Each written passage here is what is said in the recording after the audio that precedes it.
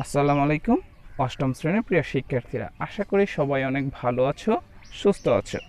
আজকে আমি সম্পূর্ণ নতুন একটি অধ্যায় নিয়ে কথা বলবো, সেটি হচ্ছে সপ্তম অধ্যায় সেট।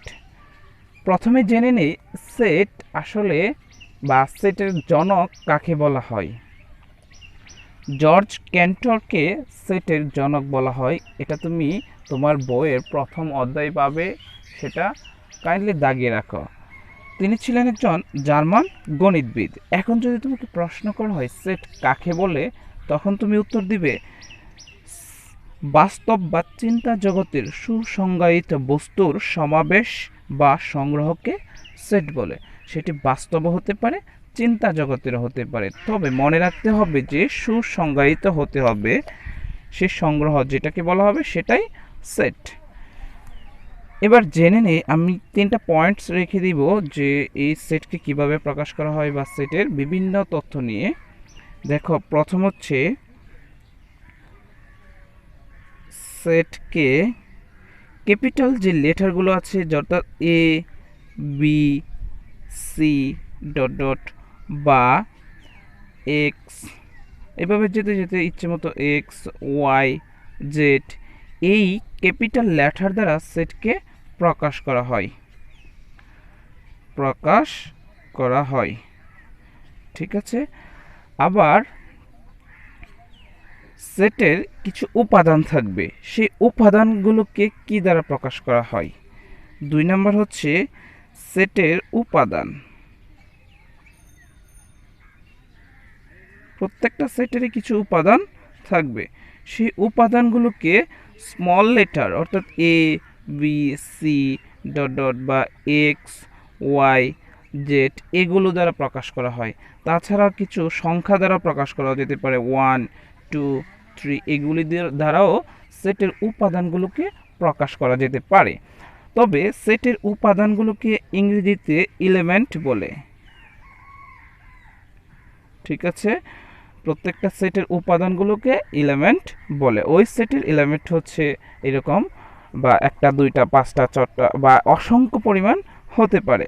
ঠিক আছে, এই জিনিসগুলো তোমার বইয়ের প্রথম দিকেই পাবে, অর্থাৎ 7.1 পয়েন্টে এই জিনিসগুলো তুমি ক্লিয়ারলি বুঝতে পারবে, যা এখানে দেওয়া আছে। 3 নম্বর পয়েন্ট হচ্ছে সেটকে বা সেটের যে উপাদানগুলো থাকবে সেগুলোকে সেকেন্ড ব্র্যাকেটের ভেতরে লিখতে হবে। কথাটা বুঝো নয়, সেটের যে উপাদানগুলো থাকবে সেই উপাদানগুলোকে সেকেন্ড ব্র্যাকেটের ভিতরে লিখতে হবে, এবং প্রত্যেকটা উপাদান লেখার পর একটা করে কমা ব্যবহার করতে হবে। শেষেরটার পরে আর কমা ব্যবহার করা লাগবে না। যেমন আমি এখানে একটা উদাহরণ দিচ্ছি। এই যে প্রথমে বলেছিলাম সেটকে এ দ্বারা প্রকাশ করো, এ হচ্ছে একটা সেট। এরপরে সেটের উপাদানগুলো হচ্ছে এ, বি, সি। এখন 2 নম্বর বললাম এই যে সেটের উপাদানগুলো লিখলাম। 3 নম্বর হচ্ছে কি বললাম, 3 নম্বর হচ্ছে সেকেন্ড ব্র্যাকেটের ভিতরে রাখতে হবে। এটা কি সেট প্রকাশ হয়েছে? না, আরেকটা জিনিস লাগবে, সেকেন্ড ব্র্যাকেট দিতে হবে। এবার এই হচ্ছে একটা সেট হলো। ঠিক তেমনিভাবে আমি এভাবেও লিখতে পারি, বি 1, 2, 3। দেখো, আমি এই 1, 2, 3 হচ্ছে সেটের এলিমেন্ট, এবং আর এটা হচ্ছে সেটের, আর এই বি কে সেট, বি হচ্ছে একটা সেট। ঠিক আছে, এখন আমরা একটু জেনে নেই, একটা নতুন একটা বিষয় তোমাদের সামনে আসবে, বা নতুন একটা চিহ্ন তোমাদের সামনে আসবে। এই চিহ্ন থেকে প্রায় প্রশ্ন করা হয়, যেমন এই যে ই এর মতো একটা চিহ্ন তোমরা দেখতে পাচ্ছ, এই চিহ্নটাকে বলা হবে বিলংস টু। এর মানেটা কি, আমি এটা লিখে দিচ্ছি, বিলংস টু। ঠিক আছে, এই বিলংস টু দ্বারা কি প্রকাশ করা হয় বা এর মানেটা কি, সেটাই এখন আমরা জানবো। এটা কিন্তু অবজেক্টিভে প্রায় আসে। যেমন আমি যদি এই সেটটা একটু লক্ষ্য করি, তাহলে দেখতে পাবো যে এ এর 3টি উপাদান, এ, বি, সি। এ হচ্ছে এ সেটের একটা উপাদান, বি হচ্ছে এ সেটের একটি উপাদান, সিও এ সেটের একটি উপাদান।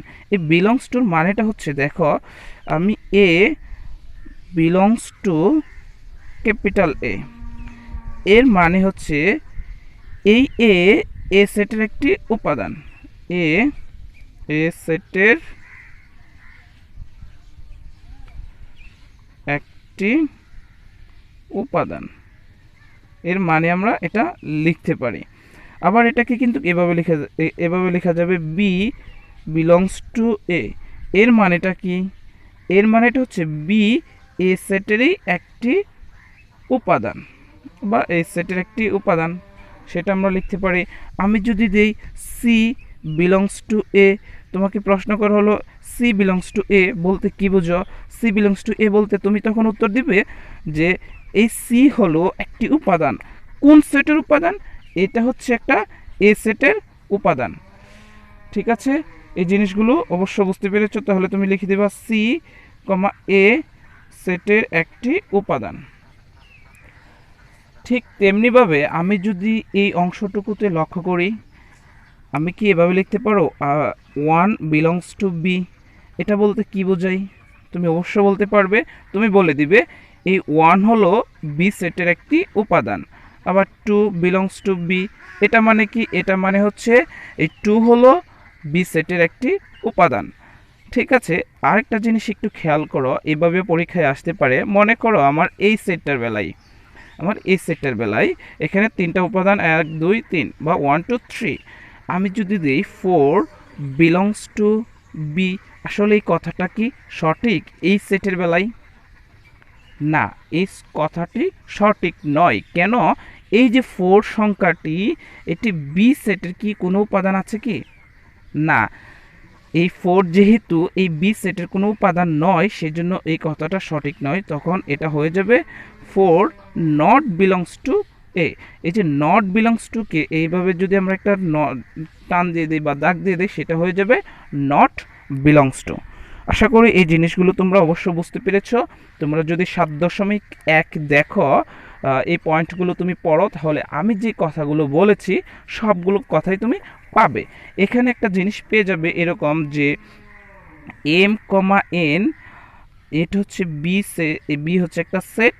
এখানে এম বিলংস টু বি এভাবে লেখা যায়, এন বিলংস টু বি। এই উদাহরণগুলো তোমাকে দেওয়া হয়েছে। আশা করি এই জিনিসগুলো বুঝেছো। এখন আমরা দেখব 7.2 অর্থাৎ সেট প্রকাশের পদ্ধতি। সেটকে দুইভাবে প্রকাশ করা যায়। তোমরা একটু কাইন্ডলি বইটা বের করবে। আমার কাছে যেহেতু বই নেই বা সেজন্য আমি কিছুই দেখাতে পারছি না, আসলে সরি। যে তোমরা অবশ্য বইটা দেখে নেবে আর আমার কথাগুলোর সাথে মিলিয়ে নেবে কথা তোমার বইয়ের লেখাগুলো। এই যে সেট প্রকাশের পদ্ধতি যেটা আছে, সেটাকে দুইভাবে সেটকে প্রকাশ করা যায়। তাহলে 1 নম্বর পদ্ধতি হচ্ছে তালিকা পদ্ধতি। তোমরা দেখো তোমাদের বইয়ে দেওয়া আছে পদ্ধতি, আমি একটু বুঝিয়ে দেব। আর 2 নম্বর হচ্ছে সেট গঠন পদ্ধতি। সেট গঠন পদ্ধতি তোমাদের জন্য এই সেট গঠন পদ্ধতিটা একটু কঠিন লাগবে যদি মনোযোগ না দাও। আর যদি মনোযোগ দাও তাহলে এটা সহজ হয়ে যাবে। তারপর আমি সেটা একটু বেশি সময় দিব। প্রথমে আমরা জেনে নেই তালিকা পদ্ধতি জিনিসটা কি। হ্যাঁ, তালিকা পদ্ধতিটা হচ্ছে এই পদ্ধতিতে সেটের সকল উপাদান সুনির্দিষ্টভাবে উল্লেখ করে দ্বিতীয় বন্ধনীর মধ্যে আবদ্ধ করা হয় এবং একাধিক উপাদান থাকলে কমা ব্যবহার করে উপাদানগুলোকে পৃথক করা হয়। আসলে কিছুই বুঝিনি। যেমন আমি দেখো এখানে কিছু উদাহরণ দিচ্ছি। এ হচ্ছে একটা সেট, সেটা হচ্ছে 1 2 3 4, এটা হচ্ছে একটা সেট। এটা নিশ্চয়ই বুঝতে পেরেছো। এবার মনে করো আমি বি একটা সেট, এই যে বি হচ্ছে এক্স ওয়াই জেড, এটাও কিন্তু একটা সেট। আমি আরেকটা সেট লিখি, এটা হচ্ছে সি। আমি যদি বলি এই সেটটা কি, এটা হচ্ছে 7 11, এটা কিসের সেট বলতে পারো কি? হ্যাঁ, এটা হচ্ছে একটা এটা হচ্ছে একটা মৌলিক সংখ্যার সেট। বুঝতে পেরেছো যে এটা মৌলিক সংখ্যা, এটা মৌলিক সংখ্যা, প্রত্যেকটা মৌলিক সংখ্যা, সেজন্য আমরা সিটাকে বলতে পারি মৌলিক সংখ্যার সেট। আমি যদি আরেকটা সেট অঙ্কন করি বা লিখি, সেটা হচ্ছে 2 4 6 8 10। এবার বলো তো এটা কিসের সেট হইল? এটা হচ্ছে একটা জোড় সংখ্যার সেট। আমি যদি এফ দিয়ে আরেকটা সেট লিখি, সেটি হচ্ছে মনে করো 1 3, এরপর হচ্ছে 5 7 9, এটা কিসের সেট বলতে পারবে কি? হ্যাঁ, এই সেটটা হচ্ছে একটা বিজোড় সংখ্যার সেট। এভাবে সেটকে প্রকাশ করা হয় আর কি। সেজন্য এটাকে, যেহেতু এখানে স্পষ্টভাবে সব কিছু উল্লেখ করা আছে, সেজন্য এটাকে বলা হবে তালিকা পদ্ধতি বা তালিকার মাধ্যমে প্রকাশ করা আছে। এটা সহজ, তোমাকে যে কোনো একটা পদ্ধতি, তুমি এরকম কোনো যে কোনো একটা পদ্ধতি দেখলে তুমি বুঝতে পারবে যে আসলে এটা একটা তালিকা পদ্ধতি। তা তালিকা পদ্ধতি সম্পর্কে তুমি একটু জ্ঞান অর্জন করে নিলে, আর হচ্ছে আমাদের যে বিষয়টি একটু বেশি মনোযোগ দিতে হবে সেটি হচ্ছে সেট গঠন পদ্ধতি। এই পদ্ধতিগুলো কিন্তু পরীক্ষায় রূপান্তর করে আসে। প্রথমে জেনে নেই সেট গঠন পদ্ধতি জিনিসটা কি বা কিভাবে গঠন করা হয়। দেখো, সেট গঠন পদ্ধতিতে দুইটা জিনিস লক্ষ্য করা যায়, সেটা হচ্ছে সুনির্দিষ্টভাবে সেটের উপাদানগুলোকে বর্ণনা করা হয় না বা থাকে না, আর 2 নম্বর হচ্ছে একটি শর্ত দেওয়া থাকে। সেটের একটি শর্ত দেওয়া থাকে। যেমন আমি একটি উদাহরণ দিচ্ছি, এ হচ্ছে একটি সেট, ঠিক আছে, আর এক্স হচ্ছে ওই সেটের উপাদান। এখানে একটা এই চিহ্নটা দিতে হবে, তারপর এই চিহ্নটার ব্যাখ্যা আমি অবশ্য দিব। আর এক্স হচ্ছে স্বাভাবিক সংখ্যা, লিখতে পারি স্বাভাবিক সংখ্যা, সেটা হচ্ছে এই যে এক্স মান মান এই 6 থেকে ছোট, ঠিক আছে। আসলে আমরা এক্স এর মান 6 থেকে ছোট থাকবে। আসলে আমরা তো ছোটবেলায় শিখেছি যে এই চিহ্নটাকে বড় হবে বড় ছোট, ঠিক আছে।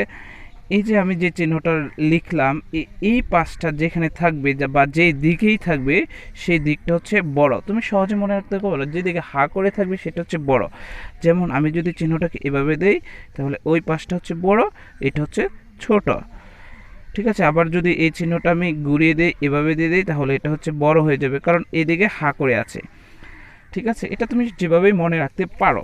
আমি শর্ত লিখে দিলাম, আমার সেটটা হয়ে গেল। এটা এই হচ্ছে একটা সেট, এক্স হচ্ছে সেটের উপাদান সংখ্যা, আর উপাদান এই এক্সগুলো কেমন হবে? স্বাভাবিক সংখ্যা। এখানে একটা শর্ত দেওয়া হলো, শর্তটা হচ্ছে যেই স্বাভাবিক সংখ্যাগুলো এই 6 থেকে ছোট। এটাকে যদি আমি তালিকা পদ্ধতিতে প্রকাশ করতাম, তাহলে আমাদের সেটটা কিন্তু এভাবে লিখতে পারতাম 1 2 3 4 5, অর্থাৎ এভাবে আমি লিখতাম। কেন এভাবে লিখতাম? কারণ দেখো, এই স্বাভাবিক সংখ্যা এক্সগুলো স্বাভাবিক সংখ্যা, উপাদানগুলো স্বাভাবিক সংখ্যা লিখলাম। আবার শর্তটা যদি দেখি 6 থেকে ছোট, 6 থেকে ছোট কী কী আছে? স্বাভাবিক সংখ্যা 1 2 3 4 5 6। এজন্য এটা হচ্ছে সেট গঠন পদ্ধতিতে, আর এটা হচ্ছে তালিকা পদ্ধতিতে। তালিকা পদ্ধতি আমরা আগেই আলোচনা করেছি, এখন সবগুলোই গঠন পদ্ধতিতে দেওয়া থাকবে। পরীক্ষায় গঠন পদ্ধতিতে দেওয়া থাকবে, তুমি তালিকা পদ্ধতিতে প্রকাশ করতে হবে, ঠিক আছে। এরপরে আমরা আরও কিছু উদাহরণ দেখব। তার আগে আমি একটু ব্যাখ্যা করে নিচ্ছি যে এই চিহ্নটাকে বলা হবে সাচ দ্যাট। তুমি এটা ইংলিশে লিখে দিতে পারো সাচ দ্যাট। এটার বাংলাটা হচ্ছে এরূপ যেন, এরূপ যেন, বা শুধুমাত্র যেন ও দ্বারা প্রকাশ করা যায়, ঠিক আছে। সংক্ষেপে যেন তুমি প্রকাশ করতে পারো। এই চিহ্নটা মোটামুটি পরীক্ষায় আসে, যে এই চিহ্নটাকে কি দ্বারা প্রকাশ করে। এটা হচ্ছে নাম হচ্ছে সাচ দ্যাট, বাংলায় হচ্ছে এরূপ যেন বা শুধুমাত্র যেন দ্বারা প্রকাশ করা যেতে পারে, ঠিক আছে। আমরা আরও কিছু সেটের যে গঠন পদ্ধতি নিয়ে আলোচনা করি। আমরা যত বেশি উদাহরণ দেখতে পারবো ততই আমাদের জন্য ক্লিয়ার হয়ে যাবে। আমি আরেকটি উদাহরণ লিখছি। মনে করো বি হচ্ছে একটি সেট, আর ওয়াই হচ্ছে ওই সেটের উপাদান, যেন বা এরূপ যেন ওয়াই স্বাভাবিক জোড় সংখ্যা, স্বাভাবিক জোড় সংখ্যা। সেই সেটটা হবে, শর্তটা হবে যে জোড় সংখ্যাগুলো হবে 2 থেকে বড় বা 2 এর সমান হতে পারে। এই চিহ্নটার মানে হচ্ছে 2 থেকে বড় বা 2 এর সমান এক্স, এবং 10 থেকে ছোট বা 10 এর সমান। আমরা এই যে আমাদের এইটা হচ্ছে একটা সেট, শর্তটা আমি একটু ব্যাখ্যা করে দিচ্ছি, কারণ শর্তটাই তোমাদের একটু সমস্যা হতে পারে। সেই শর্তটা হচ্ছে এই এখানে এক্স দিয়ে দিলাম, এখানে ওয়াই হবে, কারণ ওয়াইটা হচ্ছে আমরা এখানে ওয়াই নিয়েছি, সেজন্য এখানে ওয়াই হবে। সেই ওয়াই এর মান 2 থেকে বড় হবে। দেখো এই চিহ্নটা এইদিকে আছে, যার কারণে আমি বলতে পারি ওয়াই এর মান বড়। আর এই চিহ্নটা থাকলে সেটা হচ্ছে বড় অথবা সমান। এবং এবার দেখো এই চিহ্নটা কিন্তু এই দিকে আছে, তাহলে ওয়াই এর মান 10 থেকে ছোট। আর এই চিহ্ন থাকার কারণে বা সমান হতে পারে, ছোট হবে তার সমান হবে। তাহলে এই জিনিসটাকে যদি আমি তালিকা পদ্ধতিতে প্রকাশ করতাম, তাহলে আমাদের হলো এরকম যে 2 থেকে বড় বা 2 এর সমান, তাও আবার জোড় সংখ্যা, তাহলে 2, 4, 6, 8, 10, এই যে আমি এভাবে লিখতে পারতাম। বুঝতে পেরেছো? আমরা আরও কিছু উদাহরণ লক্ষ্য করব, কারণ এই জিনিসগুলোই তোমার যদি ক্লিয়ার হয়ে যায় তাহলে দেখবে আসলেই সেটে কোনো ব্যাপারই না। কঠিনের মধ্যে শুধুমাত্র এই যে এখন আলোচনা করছি সেগুলোই কঠিন, আর কোনো কিছুই কঠিন নয়। আচ্ছা, এটা সি দিয়ে প্রকাশ করি। সি মনে করো এক্স হচ্ছে একটি সেটের উপাদান, আর এক্স হচ্ছে এমন হবে এর এক্স হচ্ছে 3 এর গুণিতক এই সেট। এখন যদি আমি শর্ত দিয়ে দিই 3 এর গুণিতক কত হবে, 3 এর গুণিতক এই এক্স এর মানগুলো হবে কার থেকে ছোট, 3 এর গুণিতক 21 থেকে ছোট। তাহলে তুমি কিভাবে লিখবে? দেখো এটা যে প্রকাশ করা আছে, এটাকে তোমাকে যদি প্রশ্ন করা হয় যে এই যে সেটটা প্রকাশ করা আছে এটা কোন পদ্ধতিতে প্রকাশ করা আছে, তুমি তখন উত্তর দিবে এটি সেট গঠন পদ্ধতিতে প্রকাশ করা আছে। ঠিক আছে, সেট গঠন পদ্ধতিতে যদি প্রকাশ করা থাকে তোমাকে এভাবে প্রশ্ন করতে পারবে, এই যে সেট গঠন পদ্ধতিতে প্রকাশ করা আছে এটাকে তালিকা পদ্ধতিতে প্রকাশ করো। যদি তোমাকে এরকম প্রশ্ন করে যে তালিকা পদ্ধতিতে প্রকাশ করো, তখন তুমি তালিকা পদ্ধতিতে এভাবে প্রকাশ করবে। এই জিনিসগুলো আগে পরে বুঝবে যে আসলে এখানে কি বলা আছে। এখানে বলা আছে এক্স হচ্ছে সি হচ্ছে একটা সেট, এক্স হচ্ছে সেটের উপাদান, আর এক্স এর মানগুলো হবে 3 এর গুণিতক। তাহলে 3 এর গুণিতক আমরা কি কি জানি? তাও আবার 3 এর গুণিতকগুলো 21 এর চেয়ে ছোট গুণিতকগুলো নিয়ে হবে। তাহলে 21 এর চেয়ে ছোট 3 এর গুণিতকগুলো কি কি? 3, 6, 9, 12, 15, 18, কিন্তু 21 এর চেয়ে ছোট এইগুলো হচ্ছে আমাদের অ্যান্সার হয়ে যাবে। ঠিক আছে, এরকম আমরা অনেক কিছুই এই যে অনুশীলনীতে যখন সমাধান করব এই বিষয়গুলো যখন আসবে আরও স্পষ্ট করে তোমাদের ধারণা হয়ে যাবে। ঠিক আছে, আপাতত তো বুঝতে পারছো যে সেট গঠন পদ্ধতিটা কেমন থাকবে, তালিকা পদ্ধতিটা কেমন থাকবে। আমরা যখন পরে আলোচনা করব তখন দুইটাই রূপান্তর দেখিয়ে দেব। এখন দেখো 7.3-এ কি দেওয়া আছে, আমরা এই টপিকসটা নিয়ে কথা বলেই ক্লাস শেষ করব। তোমরা যদি তোমার বইয়ে লক্ষ্য করো তাহলে দেখবে সেটের প্রকারভেদ, অর্থাৎ সেটকে 3 প্রকারে বা 3 ভাবে ভাগ করা যায়। সেটা হচ্ছে 1 নম্বর হচ্ছে সসীম সেট, 2 নম্বর হচ্ছে অসীম সেট, 3 নম্বর হচ্ছে ফাঁকা সেট। এখন আমরা স্পেসিফিকভাবে বা প্রত্যেকটা সেট সম্পর্কে কিছু আলোচনা করব। সসীম সেট জিনিসটা কি? নাম শুনেই তোমরা বুঝতে পারছো সসীম জিনিসটা কি। সসীম হচ্ছে একটা নির্দিষ্ট পরিমাণ থাকবে, অর্থাৎ যেই সেটের উপাদানগুলো তুমি গুণে বলতে পারবে সেই সেটটাকে বলা হবে সসীম সেট। যেমন এ হচ্ছে একটা সেট, এর উপাদানগুলো 1, 2, 3, 4, 5, 6। এখন যদি প্রশ্ন করি এই সেটের উপাদান সংখ্যা কয়টি? 1, 2, 3, 4, 5টি বা 6টি। তাহলে এটা তুমি গুণে প্রকাশ করে ফেলতে পারছো, সেজন্য সেটাকে বলা হবে সসীম সেট। ঠিক আছে, যেমন আরেকটি দিতে পারে বি হচ্ছে একটা set, A B C D. এই বি সেটের উপাদান সংখ্যা কয়টি? বি সেটের উপাদান সংখ্যা হচ্ছে 4টি, তুমি গুণে প্রকাশ করতে পারছো, সেজন্য এটাকে বলা হবে সসীম সেট। আরেকটা আসবে অসীম সেট। অসীম সেট হচ্ছে যে সেটের উপাদান সংখ্যা তুমি গণনা করে প্রকাশ করতে পারবে না, সেই সেটটাকে বলা হবে অসীম সেট। অসীম নাম শুনেই তুমি বুঝতে পেরেছো যে কেমন। যেমন 1, 2, 3, 4, এই ডট ডট ডট ডট এভাবে, এই যে ডট ডট দিয়ে যে যাচ্ছে সেটা কোথায় গিয়ে শেষ হয়েছে সেটা কেউ বলতে পারবে না, সেজন্য এটার কোনো শেষ নেই, এই জন্য এটাকে বলা হবে অসীম। যেমন আবার যদি দেখি এই যে এক্স ওয়াই জেড, এটা শেষ, অর্থাৎ এটাও কিন্তু একটা অসীম সেট, কারণ এটা কোথায় গিয়ে শেষ হয়েছে সেটা নির্দিষ্ট করে দেওয়া নেই। এবার আমি যদি তোমাকে প্রশ্ন করি যে বলো তো এটা কোন সেট, মনে করো 1 2 3 ডট ডট 20, এবার বলো তো এটা কি সেট, এটা কি অসীম সেট না সসীম সেট? হ্যাঁ, তোমরা নিশ্চয়ই বুঝতে পেরেছো, এই যে এই সেটের শেষ উপাদানটা হচ্ছে 20, অর্থাৎ এই মাঝখানে কিছু উপাদান আছে, তুমি গণনা করে বলতে পারবে যে আসলে মাঝখানে যে উপাদানগুলো আছে, অর্থাৎ 1 থেকে 20 পর্যন্ত হচ্ছে এই মাঝখানের উপাদানগুলো গণনা করে বলে দেওয়া যাচ্ছে, সেই জন্য এটা হয়ে যাবে সসীম। যদি আমাদের এখানে এই 20 না থাকতো, অর্থাৎ এরকম থাকতো, তাহলে কিন্তু আমাদের আর আমি সেটাকে অসীম বলতে পারতাম না, তখন এটা হয়ে যেত, সরি সসীম বলতে পারতাম না, সেটা হয়ে যেত অসীম। ঠিক আছে, আশা করি সেই সসীম সেট বা অসীম সেট বুঝেছো। এখন আমরা দেখি ফাঁকা সেট জিনিসটা কি। ফাঁকা সেট মানে হচ্ছে যে সেটের কোনো উপাদান সংখ্যা নেই বা এমপ্টি সেট, সেই সেটটাকে বলা হবে ফাঁকা সেট। যেমন কোনো সেটে কোনো উপাদান সংখ্যা থাকতে পারে না বা একদম শূন্য পরিমাণ উপাদান সংখ্যা থাকতে পারে, সেই জন্য এটাকে বলা হবে ফাঁকা সেট। আর ফাঁকা সেটকে দুইটি চিহ্ন দ্বারা প্রকাশ করা হয়, এই যে সেকেন্ড ব্র্যাকেট এটা দ্বারা প্রকাশ করা হয়, বা এই যে একটা শূন্য লিখে এভাবে একটা দাগ দিয়ে এই ফাঁকা সেটকে প্রকাশ করা হয়। এই সিম্বলটা পরীক্ষায় প্রায় আসে এবং আমাদের অন্যান্য ম্যাথের কাজে লাগবে।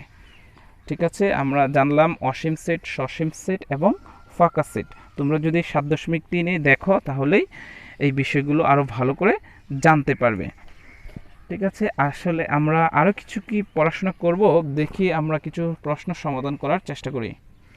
হ্যাঁ প্রিয় শিক্ষার্থীরা, দেখো আমরা আজকে যে ক্লাসগুলো করেছি এটার উপর ডিপেন্ড করে আমরা কিছু বইয়ের অঙ্ক সমাধান করার চেষ্টা করব।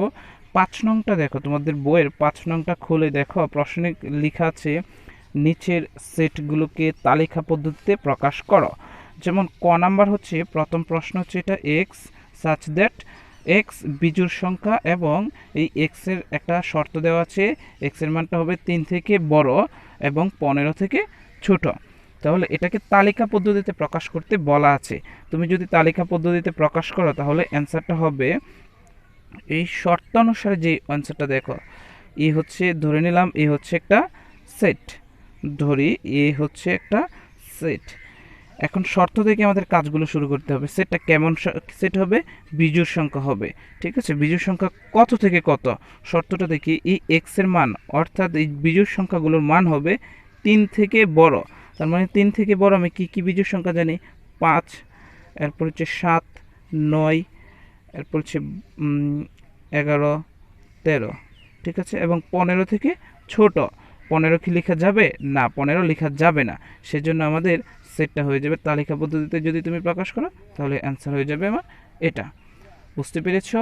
আমরা যদি ক নাম্বারটা করলাম, খ নাম্বার কোয়েশ্চেনটা একটু লক্ষ্য করি তাহলে দেখতে পাবো আমার খ নাম্বার কোয়েশ্চেনটি হচ্ছে এক্স হচ্ছে একটা, এক্স হচ্ছে সেটের উপাদান আর এক্স গুলো হবে 48-এর মৌলিক গুণনীয়ক সমূহ এমন একটা সেট।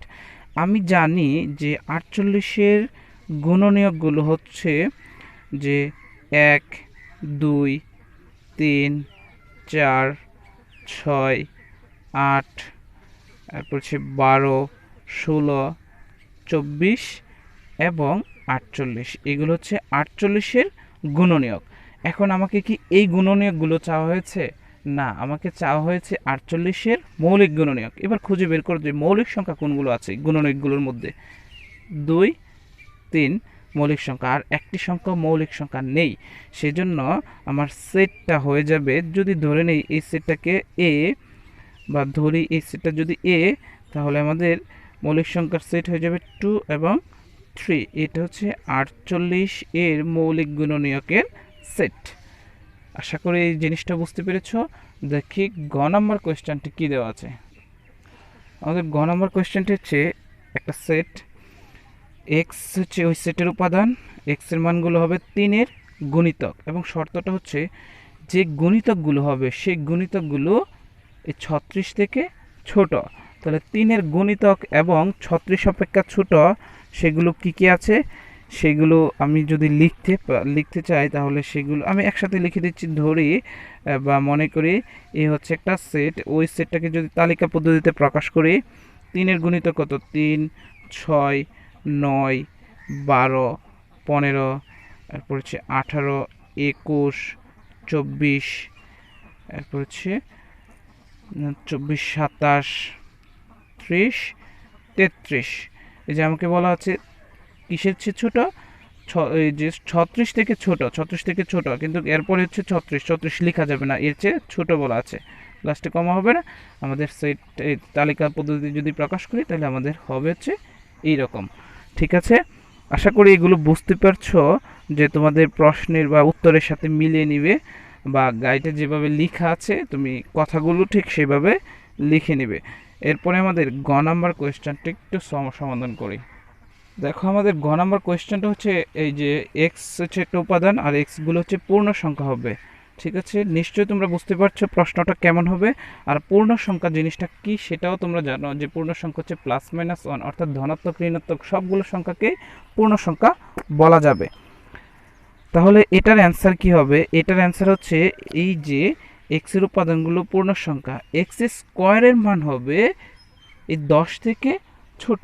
তাহলে কোনগুলো হবে একটু প্রথমে আমি দেখে নেই যে +-1 এটার স্কোয়ার কত হবে? এটার স্কোয়ার কিন্তু 1 হবে। বা +-2 এটার স্কোয়ার কত হবে? এটার স্কোয়ার হচ্ছে 4। +-3 এটার স্কোয়ার কত? এটার স্কোয়ার যদি করো তাহলে 9।